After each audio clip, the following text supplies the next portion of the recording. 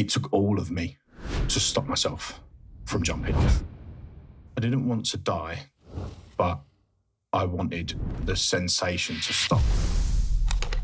My name is Ben Stacey. I've spent the last 3 years transforming my physique. I know my weaknesses, but this journey for me, this is all about doing justice by myself and making myself proud. Do you think people are doing the best they can? Hell no. I sat down and wrote a whole list of everything that was negative in my life. I was like, how do I delete my dad? Because even the dad I had wasn't the dad I wanted. And I'll be careful because this is where I often get emotional, especially because I've got a little boy. But I would give my left leg. I would give my left leg to have a dad, but I don't have one. I'm Ben Edwards, and you're listening to The Heart of It. A few years ago, life humbled me and made me take a long, hard look at my choices. One day, you're going to hear a lot of things about me. Some of those things I can't talk about right now, but I had to make a lot of changes. I lived a life fueled by shame, and shame cannot survive being spoken about.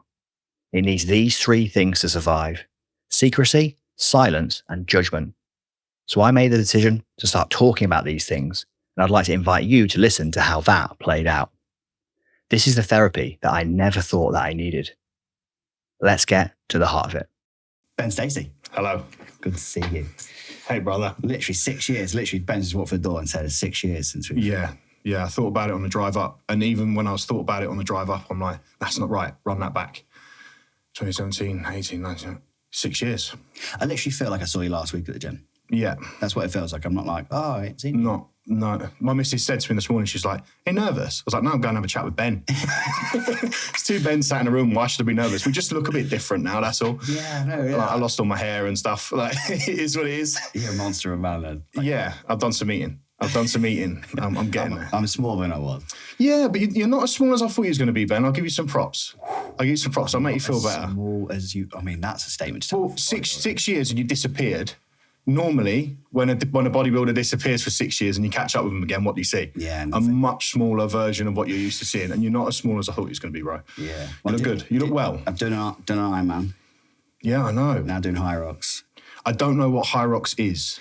High Rocks is where you got to run 1 kilometre inside and then you got to do a station. So it's like CrossFit, but like it's a competition level, like hits sort of thing. So you got to do a farmer's carry. Right. Then run another kilometre.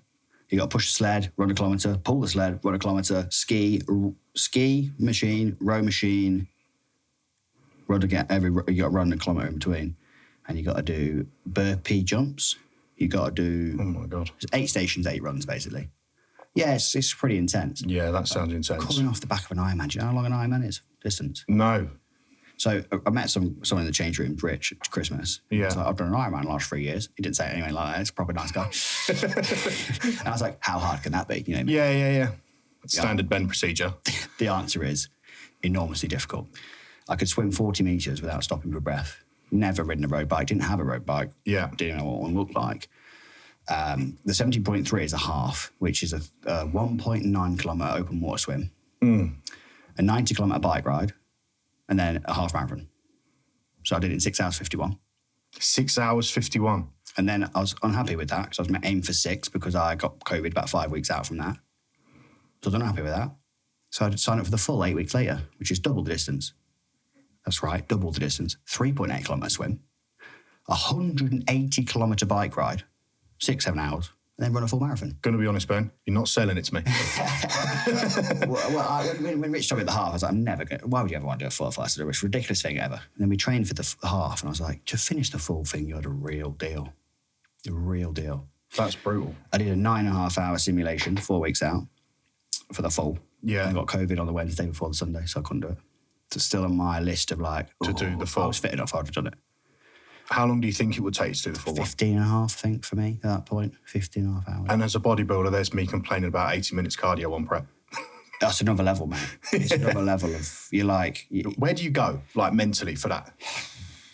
It's a whole different thing to bodybuilding. I've had a lot of conversations about this. And bodybuilding, like, I did bodybuilding. I think most people have this idea if they got a mate once who, Yeah. you know, well, that's not what we were doing. Yeah. We were like, as you well know, Yeah. God, it's 24/7 bodybuilding.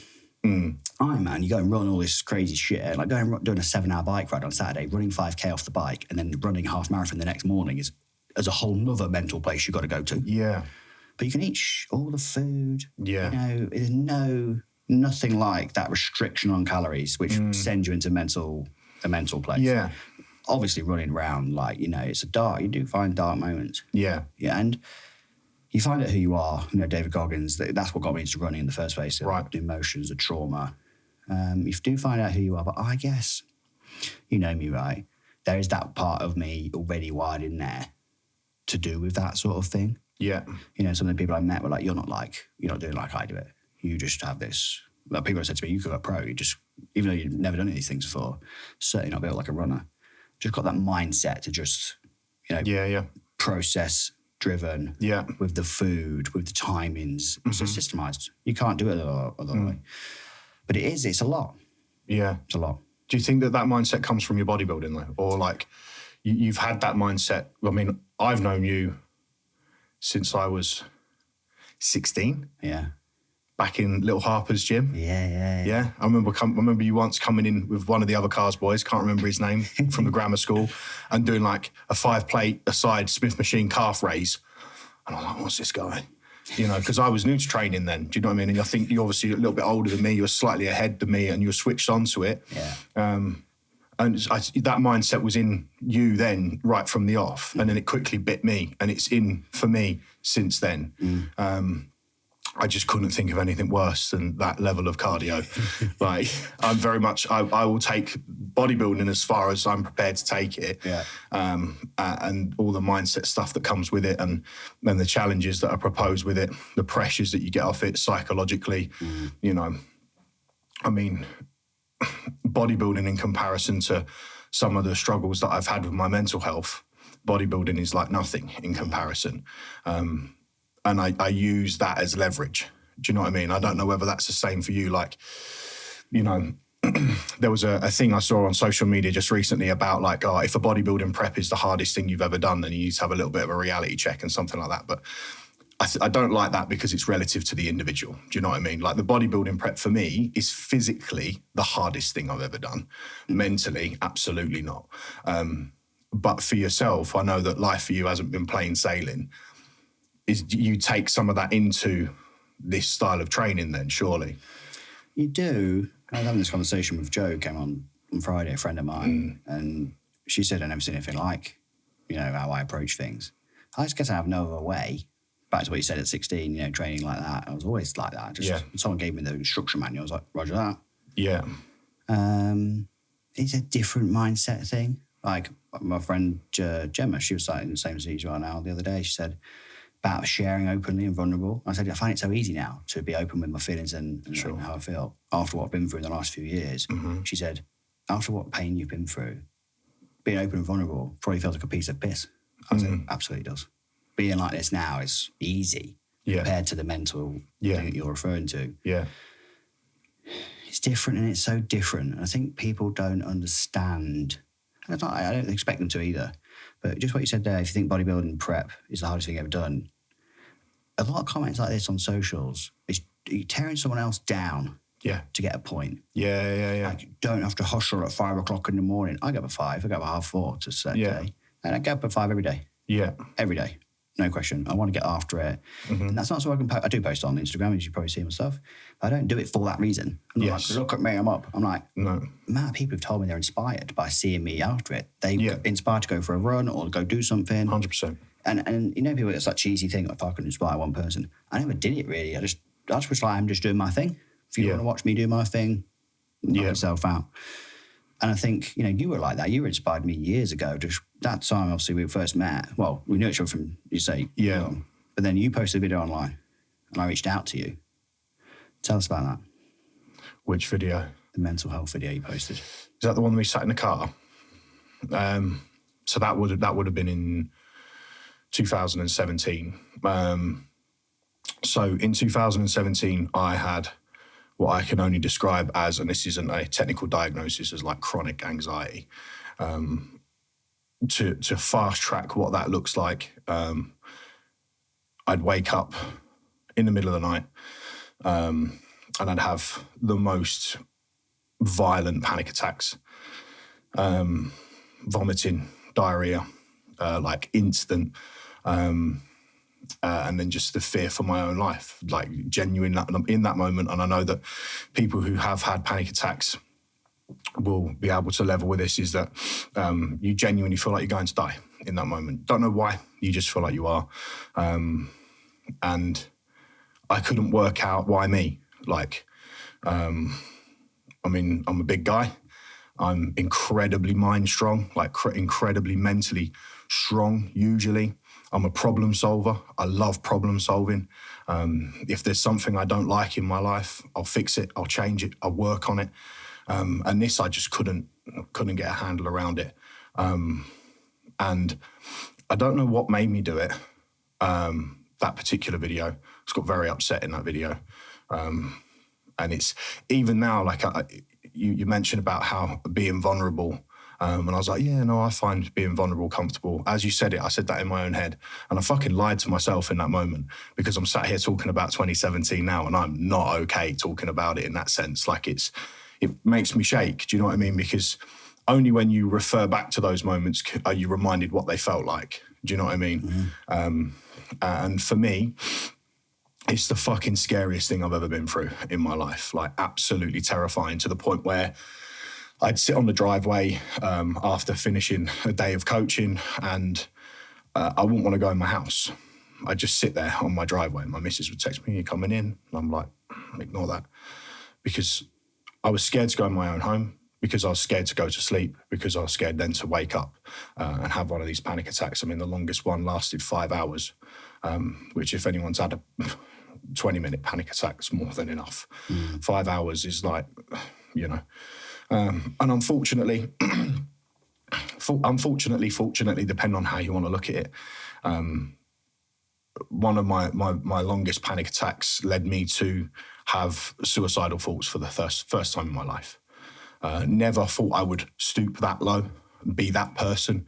Couldn't really see why anyone would want to do that, you know. But in that moment, I mean, whenever I'd have these panic attacks, I'd leave the house straight away and go for a walk. So my now wife couldn't see what was going on, because it was so violent and not nice. And I'd cry like a little 6-year-old girl would, just sob and not work out like a little boy. All of a sudden, you know, you've got this 20 stone, 6'3" man scaled down to a toddler within seconds, and I can't, you know, figure out any sort of rational thinking as to why this was happening to me. And there was a significant moment, which is what led on to the video that you saw, where I live, there's a flyover, a bridge, and there's like a concrete, almost like a crash barrier. And I sat on that, watching the lorries coming underneath the bridge. And it took all of me to stop myself from jumping off. You know, I wasn't someone in that moment, like it was completely impulsive, but I had decided that that was the only option. That was the only way to get out. And, you know, I'm not 100% sure what stopped me, mainly because I don't allow myself to think about it too much. But I know that my now wife was a massive part of that. Like, I didn't want to leave her particularly. You know, at that point, I didn't really have much else. That was in the forefront of my mind. I wasn't happy with what I was doing coaching-wise. I wasn't happy in my working environment. I didn't feel like I had a good career set up. You know, nothing in my life was making me happy other than knowing that she existed, you know. And to be honest with you, Ben, like, thank fuck that I didn't. Because to be in the position I'm in now, where, you know, if I had have jumped, I wouldn't have a wife. You know, we've since got married. We've got a little boy, 3 years old, Tommy. And the thought of, you know, making that decision in that moment, because that's the only thing you deem possible to then result in, you know, it's something I posted on my social media just recently, that don't quit on this chapter because you don't know what the next one involves. Do you know what I mean? We don't know what our future looks like. And just because this chapter's horrible doesn't mean the next chapter's going to be. You couldn't have told me that at the time in 2017. I wouldn't have believed it. I wouldn't have, you know, took that on. But yeah, I didn't tell my wife that had happened. I went straight to my GP. I went straight to my GP and I sat down. Luckily for me, it was a trainee. So it wasn't someone that had a certain time limit that they could see me and then send me out. Why did I go to my GP? Because I wanted to sit in front of a stranger and offload. I didn't want to tell my wife. I didn't want to tell my mum. I didn't want to tell my friends. I didn't want to worry anyone because I was scared. I was worried. And I know that being the alpha male figure that I am, all of those people around me rely on me. You know, I'm the fucking fortress. Do you know what I mean? And all of a sudden, all the walls are broken. And I don't want them to realise that, because then all of a sudden they become vulnerable as well. So I went to the GP, sat in front of this trainee GP and told him everything, explained everything to him. And then an actual GP came in and sat with us. And I sobbed my heart out to her as well and explained the whole thing.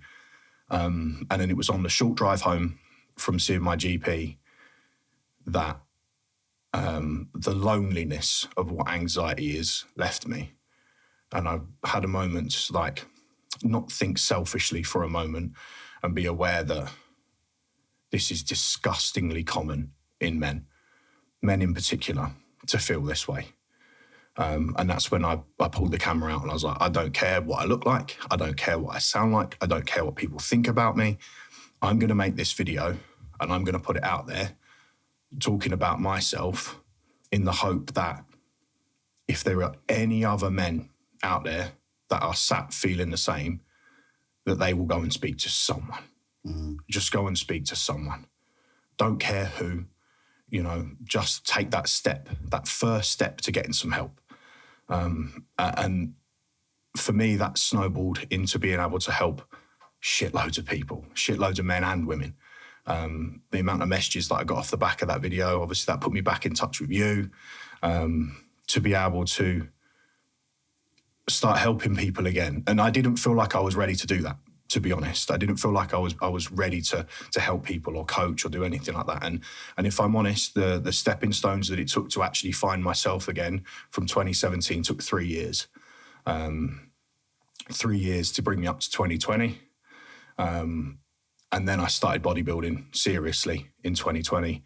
And then it was, I openly say that my wife, without realising, saved my life in 2017, but bodybuilding saved my life in 2020.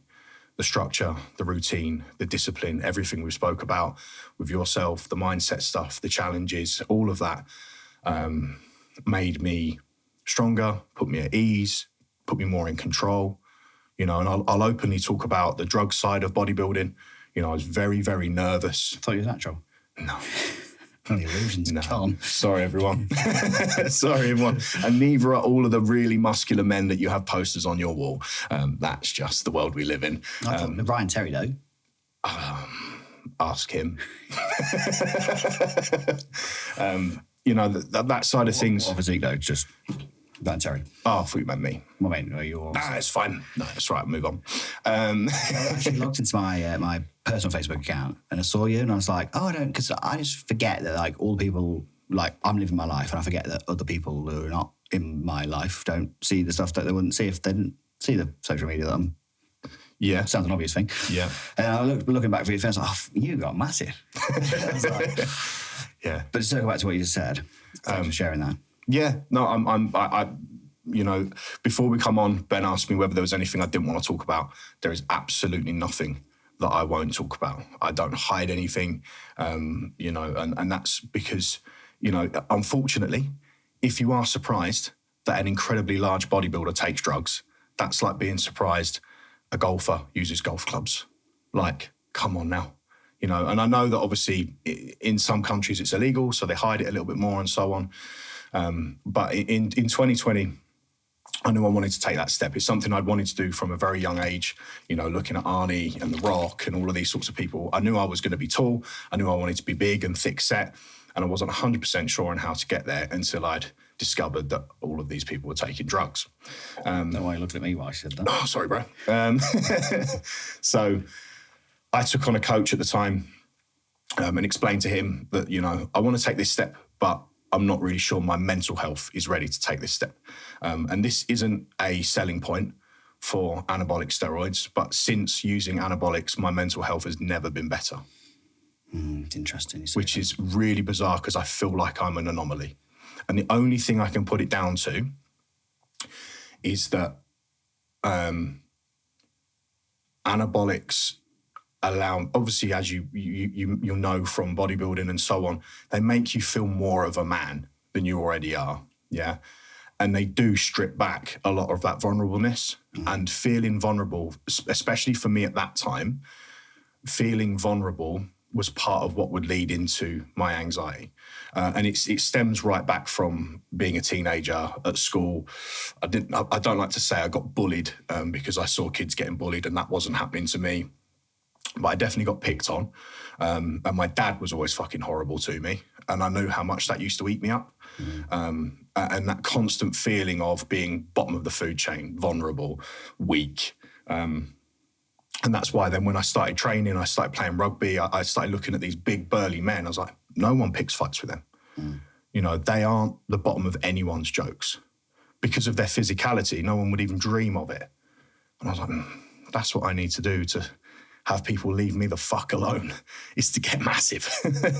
Well, obviously, as you remember when you knew me at 16, I wasn't that big then. No, little Ben. Well, a pair of little Bens, to be fair. I look like a lamppost. I was one light and some silver paint away from looking like a lamppost. Yeah, I was 6'3", which is what I am now. I was 6'2", so not quite as tall as you. No, you're just a little bit under, aren't you? Bit, but slightly older. So that's it, yeah. Some people obviously don't know that I'm definitely not. They can meet you and I go, I mean, I thought you were I definitely lied on that podcast. Definitely.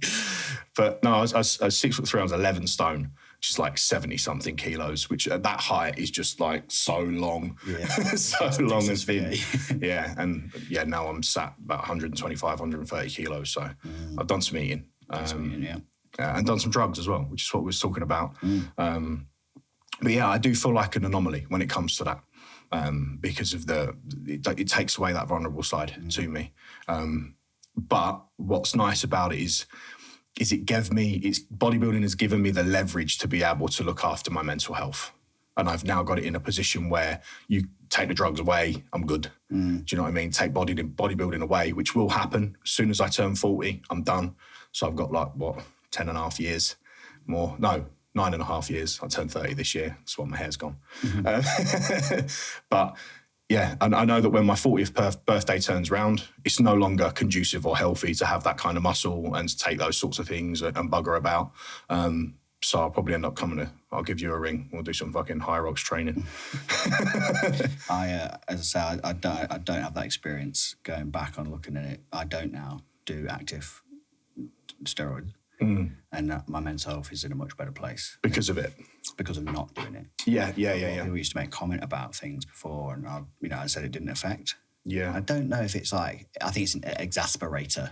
I wouldn't solely put always on, that's what made me like that in certain ways. Definitely, I'm struggling with mental health. That's why I messaged you that day. I was like, I can relate to a lot of things. As you say, a lot of men who don't feel like they can talk about it. Absolutely. It's not like, Chris Williamson said this, that they treat female depression the same as they treat male depression, and it's just not the same. We don't want to be held and nurtured. No. We want to feel powerful and strong, and sometimes, in my case, definitely did the wrong behaviours to feel powerful and strong. Yeah. Just going back, though, to when you said about being on the bridge, did you actually want to die, or did you want to just try and regulate?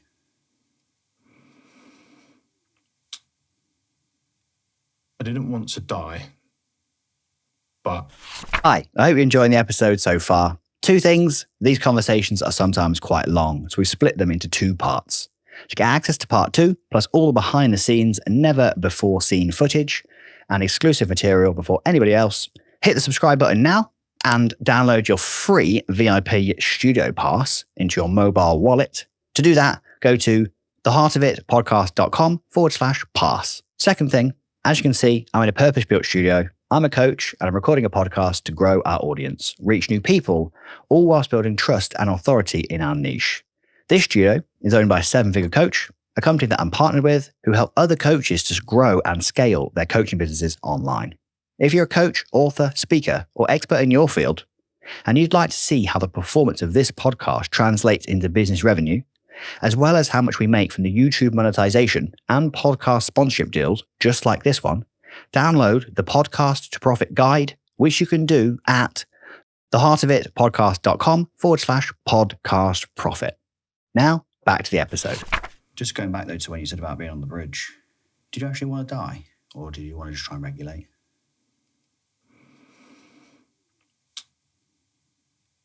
I didn't want to die, but I wanted the sensation to stop. Regulate. Yeah, if that's what you want to refer it to, yeah. I didn't like the idea of like, oh well, you know, maybe I'll get some tablets, some propranolol or something that they usually just prescribe, and I'll go and see a therapist, and in 6 months' time I'll start to feel better. I didn't want to wait 6 months. Yeah, like I knew if I if I did that thing, I jumped off that bridge and I ended it all and whatever. One, it'd be fucking quick, or at least you'd like to think so. Knowing me, I'd still fuck it up. So I'd have a broken leg, like, oh shit. But yeah, I wanted that desperation, just that switch of a flick of a switch, and it all to just be stopped. Because up until that point, it had probably been going on for a very long 3 to 4 months. And you imagine sort of 3 to 4 months of every single night. Yeah, I'd kill you. Draining. Yeah. Yeah. I had something given to me, like a piece of advice, therapist, year before last, I think, 2022. I'll tell you how I got there in a second. And I was taking codeine, prescribed after an operation, both my feet and legs. And I was taking loads of it in the end. Like 1,000 milligrams a day at one point. Like opioids are real. That's the real deal, that is. And you say about mental toughness. Someone said to me, it's a form of self-harm. Therapist said to me, it's a form of self-harm. I was like, what?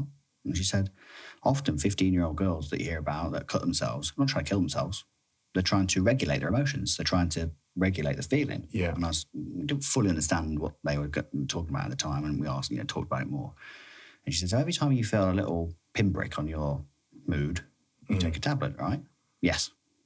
So you're using that to regulate your emotions. You're unable to cope. And I was like, yep.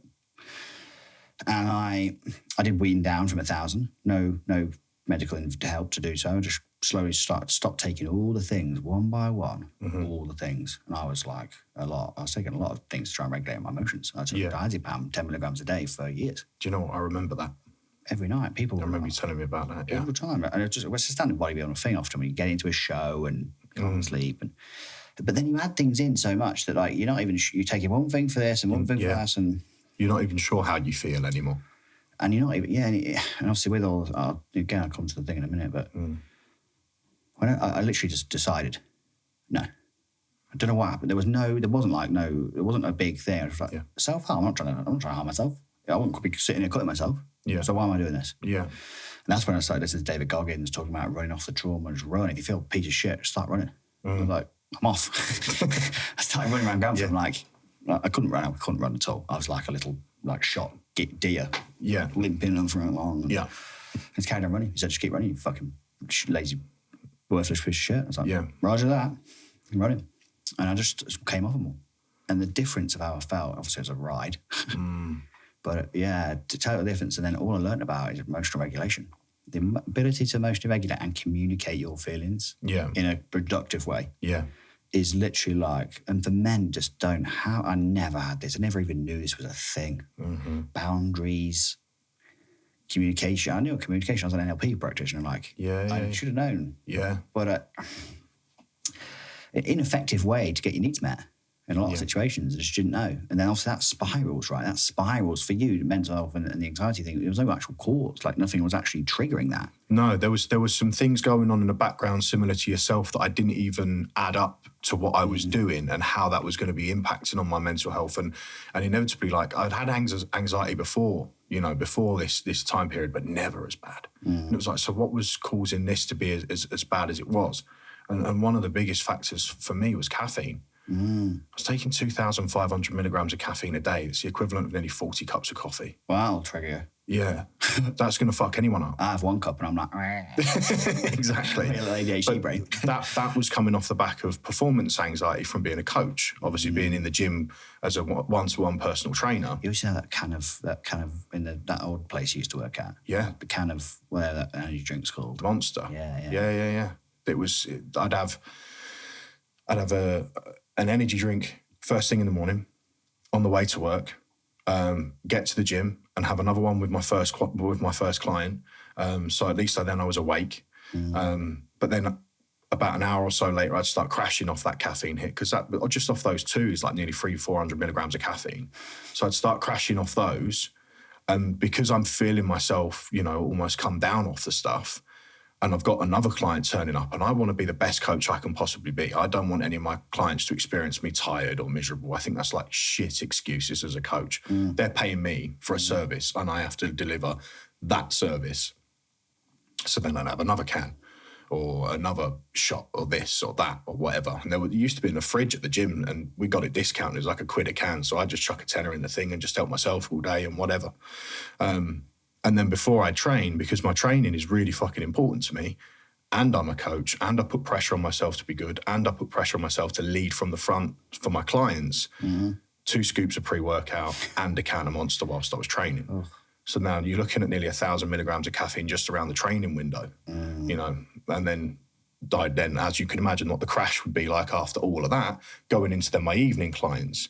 And then I'd normally finish up the day with either a scoop of pre-workout or a Monster energy drink just to get me home because I'd be falling asleep at the wheel.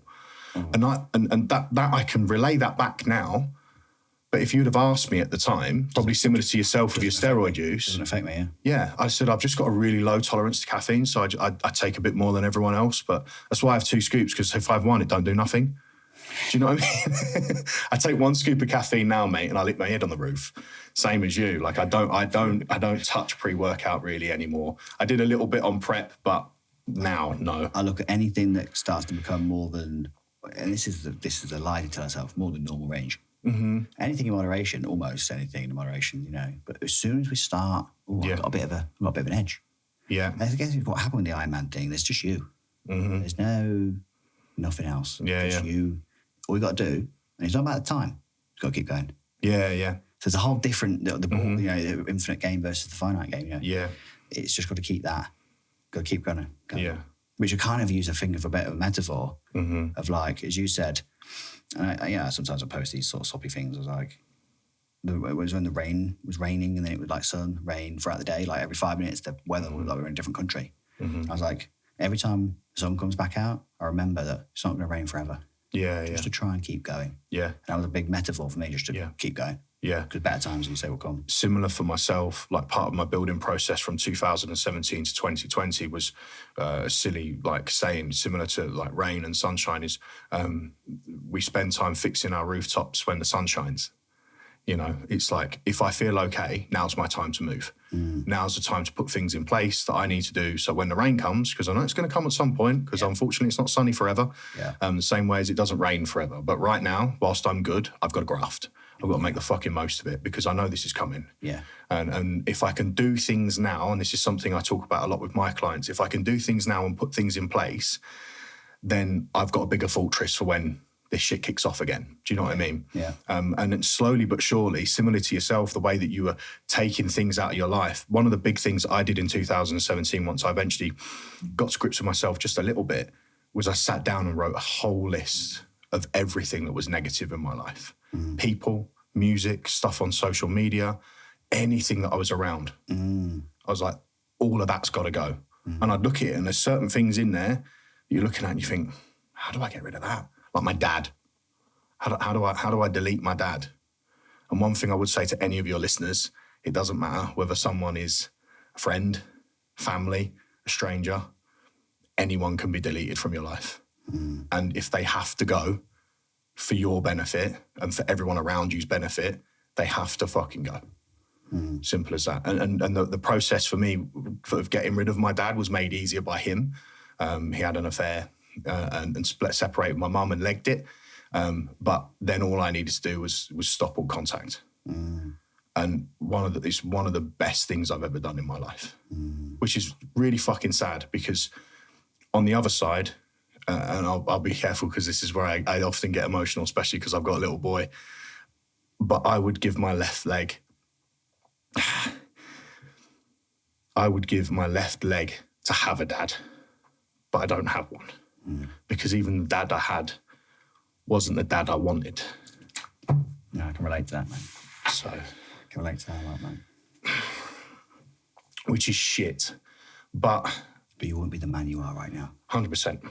And I wouldn't be the dad I am because my little boy is 3 years old. And at the moment, we just have a laugh farting on each other. But I always win. But what he doesn't realise is whether he likes it or not, that boy is going to be my best friend. You know, my dad used to say shit to me about how his dad was no good, you know, and, you know, these things I do for you. And it was all based around money. My granddad, grandpa wouldn't spend money on my dad, right? So my dad would spend money on us, but it wasn't his money I wanted, it was his love. And you could never get that from him. He was always emotionally unavailable. Yeah. And I've never to this day met a man as emotionally unavailable as my dad, to the point where when he stood at the door and I'm confronting him after we found out, you know, what he had been up to, he stood there looking at all of his life that's about to leave him and then not a single tear. Not even an essence of sadness on his face. On his face was a look of a man that had been inconvenienced today. And I just don't understand that. I'm too passionate, I'm too sensitive, and I care far too much to make any sense of that expression. And then he was gone. Do you think people are doing the best they can? Hi, I hope you're enjoying the episode so far. Two things. These conversations are sometimes quite long, so we split them into two parts. To get access to part 2, plus all the behind the scenes and never before seen footage and exclusive material before anybody else, hit the subscribe button now and download your free VIP studio pass into your mobile wallet. To do that, go to theheartofitpodcast.com/pass. Second thing, as you can see, I'm in a purpose-built studio. I'm a coach and I'm recording a podcast to grow our audience, reach new people, all whilst building trust and authority in our niche. This studio is owned by a 7-figure coach, a company that I'm partnered with who help other coaches to grow and scale their coaching businesses online. If you're a coach, author, speaker, or expert in your field, and you'd like to see how the performance of this podcast translates into business revenue, as well as how much we make from the YouTube monetization and podcast sponsorship deals, just like this one, download the Podcast to Profit Guide, which you can do at theheartofitpodcast.com/podcast profit. Now, back to the episode. Do you think people are doing the best they can? In what sense, mate? As an overall statement, if I said to you, do you think people in the world are doing the best they can? Hell no. Hell no. No, if something matters to you, you'll find a way to do more. It's a question I always ask people. It's one of the chapters in my book. I do believe people are doing the best they can. Yeah. And I'll expand. When I think about my parents, certainly my mum, I ask myself, similar to you, I've got a little girl. And you can't even imagine the love, as you well know. People tell you beforehand, and you're like, yeah. No, you don't know. Which also, there's some of the pain as well comes from, that stuff too. I can't even comprehend, how my parents were. And I just, now I know they didn't have the skill. Yeah. They did not have the skill. So when I say people are doing the best they can, I believe they are. They're doing the best they can with what they have. And if I believe this, which I do believe people are doing the best they can. What this means to me, the meaning I give this because I think they are, you must be struggling. If that's all you've got, Yeah. you must be in such a place that you don't even know that you're only able to give me this to your son and daughter. That's all you can do. That's all you've got. It's best you've got. That's the best you've got. That is them doing their very best in that moment with the skills they have. That's all you've got. God, you must be in a place. Yeah. It doesn't excuse it, but it gives compassion to like, you are not what I wanted, but you're the person who made me who I am now, which is someone I'm starting to become proud of. So it gives me this shift of this attitude, approach towards this pain, resentment, hate I suppose I used to carry around, not knowingly, on that thing. Because it's not long before you have someone or you have an interaction, as in me, where someone says something to you, and in your head, I had this same thing happen to me. I had all this stuff going on. And then someone said something to me. And my head went, I am doing the best I can. I've got all this stuff going on around me. All these other things I'm trying to live, to juggle and live. That's not a big priority to me. I didn't say this. I was just like, I literally felt like a face down moment, in a shame storm. I'm doing the best that I can. Not good enough. I'm not saying it's good enough. Yeah. I'm not trying to excuse anything. Like, that's all I had. Not right, but it's all I had. It's quite a refreshing way to look at it, to be honest. And I've definitely, when you ask a question, I think, especially because we're just talking about my dad, I think about, and this is something my missus pulls up on me sometimes when we're talking about my clients when they're going through certain things and whatever, or, if you've got like, let's say a female client as an example who's struggling to lose weight, we know as ex-bodybuilders how fucking simple it is to lose weight. It's not hard. But this particular lady is finding it really fucking difficult, right? And when I'm sat trying to find what route to go down for that individual lady, it's always my missus that will remind me in that moment that she doesn't think like you. And that's the same thing. She's doing the best she can. And it's not a strategy problem most of the time.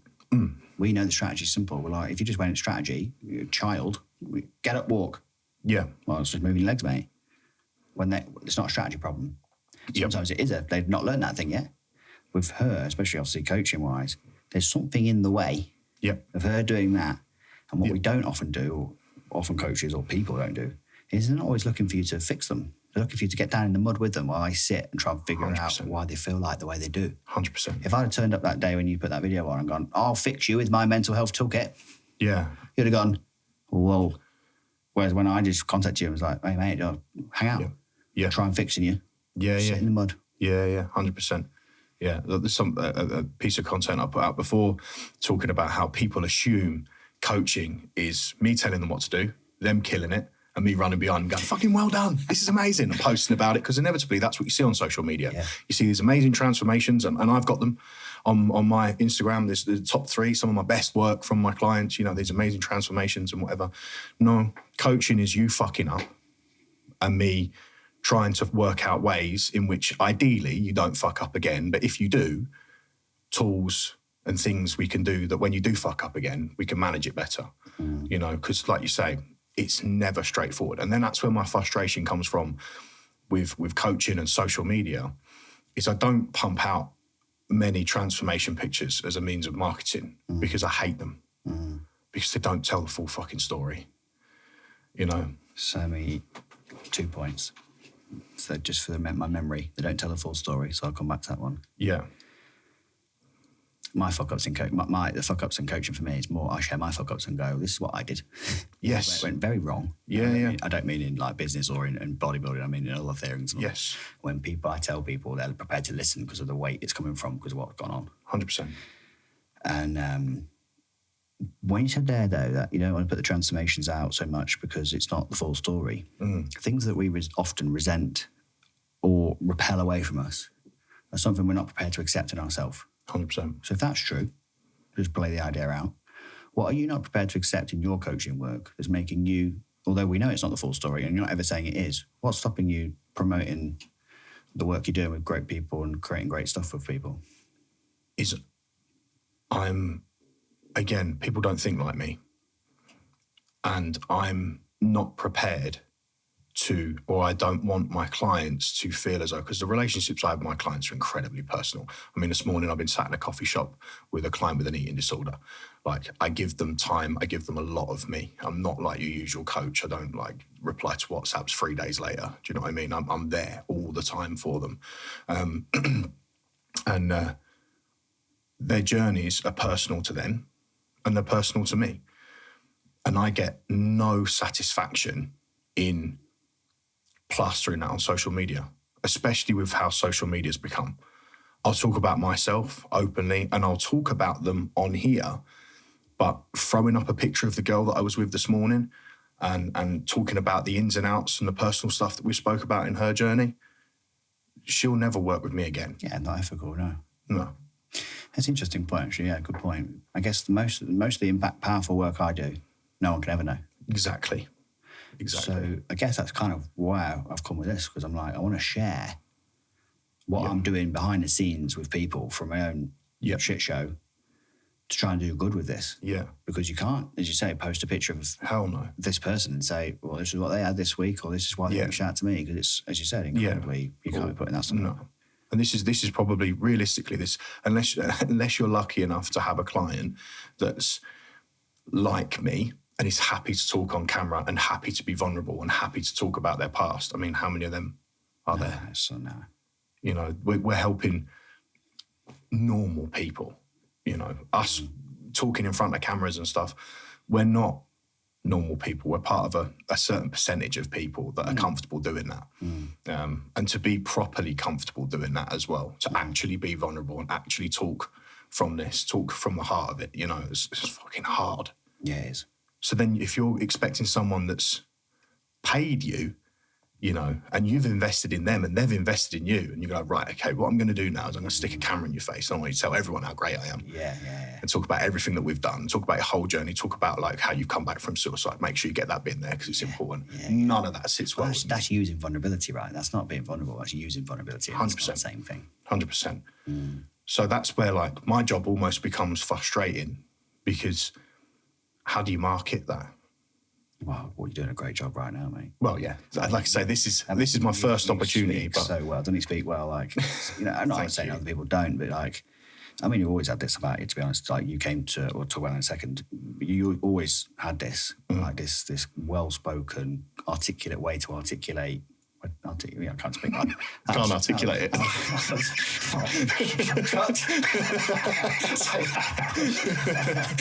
You know what I'm saying? Yeah. Because actually, just to what I was about to say there is 2017, you posted that video, I reached out to you, we like connected a few times, etc. And then I found out that you did directing. No, I trained to be an actor. Yeah, but then you did directing? No. Right, it was the acting thing. Just, yeah, performing arts. I made that up. Yeah, you can make that up. So we obviously put out content then, as in me, the company and I, and you came to help direct me. Yeah. So how would you characterize me on camera in sort of staged videos? You said it before we came on air, so. Oh, like how you were before? Yeah. Oh, it's like the most bizarre version. I mean, it's very, very common. Let's state that first. And 90% of people that will be listening to this will do exactly the same, if not worse, where Ben had this really natural ability where if he was on the phone to a client or just talking to someone in the gym and it was you just passing on some weight loss advice, similar to me, it'd just roll off. It'd just all be there. Oh, you know, you want to do this, this and this. Oh, but I've real struggles when, you know, I'm emotional and I start eating, you want to like start thinking about this. And it would all just come there. It's like, right, camera, go. And it's just the shittest content you've ever seen when you are feeling not so good. Like, it was just so wooden, so stiff. And the painful thing about it was it just wasn't Ben. It wasn't you. And it was like, so a couple of chats between ourselves and it's like, we will just keep stopping until you, because inevitably you would have felt when that camera went on the same way I felt sat down here to begin with. You're a little bit nervous, you're a little bit jittery, you don't want to fuck it up, you've got pressure on yourself, you know, all of those are positive emotions, but you have to settle before this starts to work, because otherwise you're just talking with this, right? So we had to start again, start again, until you'd start to get frustrated or you'd feel a slightly different emotion and then you'd settle. Or we'd talk about it and go over it so it was a conversation, and then you'd settle, and then we'd roll camera. You know, and then the only other thing we had left to pick apart was the fact that sometimes you talk too bloody quickly. But other than that, you was on it then. But then what happens with, and it's exactly the same with what I do with my coaching, is people start to find power when they find comfort. And you got more comfortable, and this is why it started working in the first place, because you were comfortable around me. And the more comfortable you got with me directing you, you didn't get upset when I was like, nah, shit, run it again. Never got upset, never got bothered. No. It was like, no, what you said didn't make sense. I know what you're trying to say. You're trying to say X, Y, and Z. So let's run it back. Let's say that. And then you'd settle, and then you'd settle. And then with that confidence came all your power. And then, you know, some of your best content came out, and that's sort of where you got your footings, wasn't it? And this is, I guess, what people don't realise, I guess. I just forget how much work has really gone into being this. Yeah. And I mean this in all the range from, you know, back to what you said, bodybuilding, discipline. I can just now remember flashing, you know, thinking of it, visualising. You sat on the floor, going back and forth with the thing, hours and hours and hours to try and get anywhere near, and it was so terrible compared to like how I am now with just being natural. Yeah. This stuff takes a long time, like whether it's professional things like this or just learning how to regulate your emotions or whatever else. Yeah, because all of these things are a skill. And that's what a lot of people, and I talk about this just from a training point of view, you know, as sad as it seems, and this will make you smirk, a bicep curl is a skill. The same way that swinging a golf club is a skill. You know, me 5 years into training, I'm doing much better bicep curls with a much more like better sensation than I was 5 years before with 30s throwing them. Do you know what I mean? We've all been there. Do you know what I mean? And I try to get my clients to understand that, like, yeah, you come in, we're going to have a look at your deadlift. I'm going to give you 3 or 4 things to work on, some tweaks to work on, and the next time you're going to do it, it's still going to be shit. Because that's not the way skill works. The same way that if me and you went down the driving range and I said to you, I want your shoulders in line, I'm going to put the club in between your legs, this is where you're going to want you to stand your feet. Do you think the next time you come in, you're going to hit fucking straight 200-yard balls every time? I did. I had to play golf with the lockdown, and that's how I approach every. Sorry, so you'll be showing me. I haven't played for a while, but same with everything else. Coaches involved, playing. No halves, Ben. 3 days. I dread to think how much money you spent on clubs. So I gave my Audi back during lockdown. Yeah. Because obviously it was on whatever, it sat there. Yeah. So I took that back, and then I didn't have a car for numerous other reasons. So the lads, I asked someone to pick me up to go play golf. And one of the lads who didn't know was like, the lad who ain't got a car, the one with all the clubs, who's brand new. And I had a £450 driver, £450 putter. Someone said, that one club's worth more than all of my clubs, and I've been playing 20 years. Which is a Ben Edwards thing to do. It's very Ben Edwards, yeah. Literally a white tailor-made bag. I turned up a glove, and I'm like, guys, couldn't hit the club. You can imagine the people in the shop like, we do have cheaper ones. No, I want that one. That's the one I'm having. Yeah, I've seen Tiger Woods with it. So. Yeah. Obviously, it works. But no, going back to what I was saying though, that like, it doesn't matter whether it's training, whether it's weight loss, whether it's managing your mental health, whether it's talking on camera, all of these things are a skill. They are. Someone was talking to me in sauna, one of my friends, the other day. All good things happen in sauna, as you well know. Yeah. Especially that David Lloyd one. You have to come down for the day. I will do, yeah. Can I smoke a cigar in that sauna? I'm not going to condone that. And don't anyone who listens to this is a David Lloyd person say I just gangster, isn't it? He could. They won't ask me to leave. They'll be like, he's gangster. He spoke about the parasympathetic nervous system, the fight-flight response, and he shared about growth and drive and then soothe. And I won't butcher it. He's going to come on he's coming on Friday actually, so he's going to talk about how important, obviously you have your now wife, through not just the tough times, but in terms of you figuring out who you are as a man and obviously now as a father, how important are the people, I don't mean just your partner, to that skill? Yeah, Alex Hormozy talks about this on a podcast about Layla, believing in him, That's the thing that you said about men's mental health, and Alex says, I think that's what every man wants. Someone to believe in them. Before they even go and try and 100%. learn any skills. 100%. Yeah. I think like having someone believe in me, but one of the biggest driving factors for me is pride. You know, unfortunately, making myself proud or clapping for your damn self, as people would say, just doesn't cut it. And knowing that I'm genuinely making the people in my life that I give a fuck about proud is everything. Fucking everything. And that's another huge driving force for my little boy, is I want to be proud of him and I want him to be proud of me. You know, I wasn't overly proud of my dad because of how he was. And I know for a fact he was never proud of me. Mainly because of probably my decisions at school. You know, my dad was quite a hard-faced man in that sense. And I obviously went down the route of performing arts.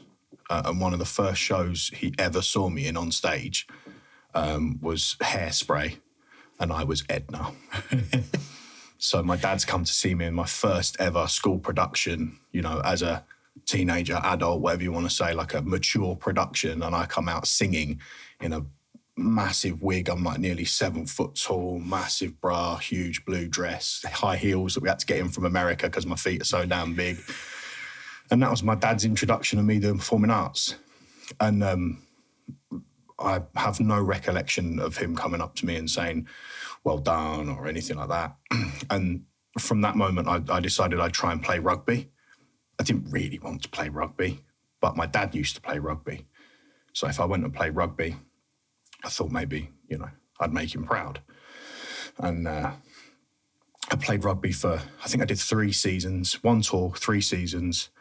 And I think he came to 2 games, which says everything, doesn't it? And you're right, like having that, someone that believes in you, someone that's backing you, someone that's fucking proud of you is colossus. And that's part of what I say, where I would genuinely, even as a bodybuilder, and that's quite a lot to say, I'd give my left leg, you know, and I like my left leg, it looks good on stage. But I would give my left leg to have a dad that when I've done anything, you know, I come away from this podcast to be able to sit and have a coffee with my dad this afternoon and him to go, you know, it sounds amazing, mate. It sounds really good. I'm looking forward to seeing it. And then he sees it and he sees the stuff that I've said and he sits down and goes, fucking hell, Ben, I'm proud of you. I won't get that, you know, but I know my wife is there. You know, my boy won't get it because there's no Peppa Pig here. So unfortunately, it doesn't cut it, mate, I'm afraid. There could be. We could get one. Or just a tractor. He's tractor obsessed. I was actually meant to bring a gift, actually. I forgot, but I was going to bring a gift and I was going to bring a little tractor and relate it in somewhere. But because I know that sort of hit home with you as well, being a dad, just how much that means and how much that changes everything.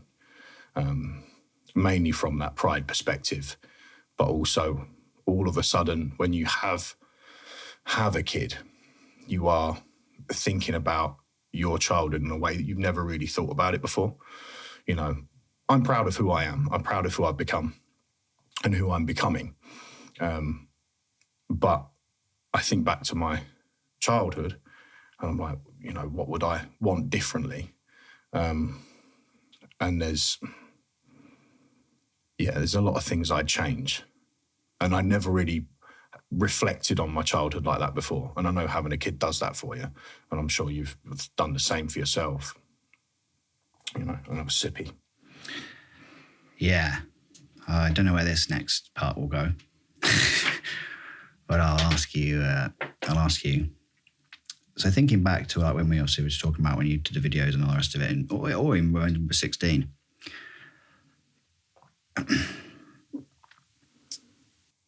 Talking about people having belief in you. I think people always had belief in me more than I ever knew. Yep. You know, you obviously saw the impact I had people and how I motivated and inspired people in gyms and whatever else. But I did not, even though you'd probably think, well, not you, but other people would probably think he loves himself. from how I presented to the world then. I definitely did not like things about myself. I didn't know that. It wasn't a conscious thought. But I had all these people following me, supporting me in all different ways. I did not accept it deeply. I didn't believe these things, the good things about myself. So then I rejected that and pushed that away. I thought it's not true. I didn't know this consciously. You'll see that you're here today and it's a different feeling than last time you're probably here with me. 100%, yeah. And it's now 59 minutes in, so I know when this is going to cut. I'm the biggest loser. I'm not trying to make myself the victim of this, but I've lost a lot. Yeah. A lot. That's fucking mind-blowing.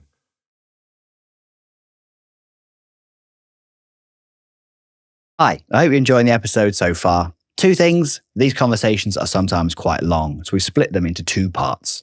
To get access to part 2, plus all the behind the scenes and never before seen footage and exclusive material before anybody else, hit the subscribe button now and download your free VIP studio pass into your mobile wallet. To do that, go to theheartofitpodcast.com/pass. Second thing, as you can see, I'm in a purpose-built studio. I'm a coach and I'm recording a podcast to grow our audience, reach new people, all whilst building trust and authority in our niche. This studio is owned by a 7-figure coach, a company that I'm partnered with who help other coaches to grow and scale their coaching businesses online. If you're a coach, author, speaker, or expert in your field, and you'd like to see how the performance of this podcast translates into business revenue, as well as how much we make from the YouTube monetization and podcast sponsorship deals, just like this one, download the Podcast to Profit Guide, which you can do at theheartofitpodcast.com/podcast profit.